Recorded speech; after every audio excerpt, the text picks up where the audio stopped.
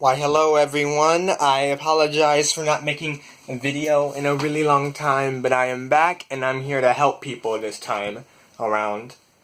One of my schoolmates sent in a math problem request that he's having trouble with, and I'm gonna help him out, or her out, whatever.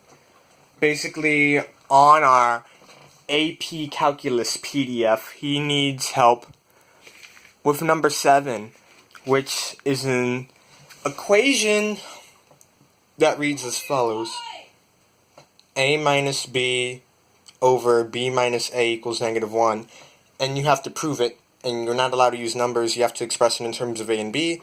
So a hint provided on the PDF says that some factoring may be helpful, and here's some easy factoring for you guys. And here's some easy factoring for... Sorry, that's my sister. So here's some easy factoring that you guys can do. So, alright. So if we look at the top, we have a minus b, and then b minus a, all equals -1. You can rewrite that as plus a minus b over plus b minus a equals -1. Alright. So now that we have that, we can then express this as the following. Now before I do that, can you figure out what I'm about to do? I'm going to read you the hint one more time. Some factoring may be helpful. Question is, how can you factor this and this? What number can you factor from it? Well, think about this. What factor does every number have? 1. But we're not going to factor out just any one. We're going to factor out a -1 from the top. So we're going to do -1, and then we need to divide -1 by both positive a and minus b. Whoops, camera out of focus. There we go. Alright.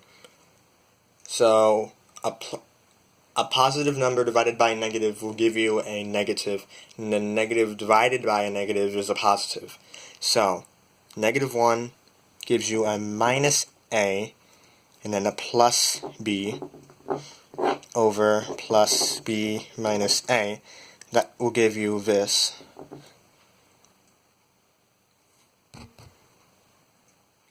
Okay? And then what we can do is we can flip-flop the order of this. So it could be -1, because addition is commutative if you keep the signs, plus b minus a over plus b minus a equals -1. And technically you can put parentheses around the bottom expression, or the denominator. And then what you can do is, since you have the same thing on the top and the same thing on the bottom, you can just cross it out, and then I'll give you -1 equals -1. The only case where this doesn't work, the only case where this does not work is if a and b equals 0. Because if a and b equals 0, what's going to happen is that you're going to get an undefined or an infinite number since you're dividing by 0. You do not want a 0 in the denominator. So there you guys go.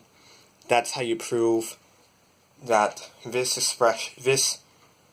equation, or this is how you prove that this expression right here equals -1.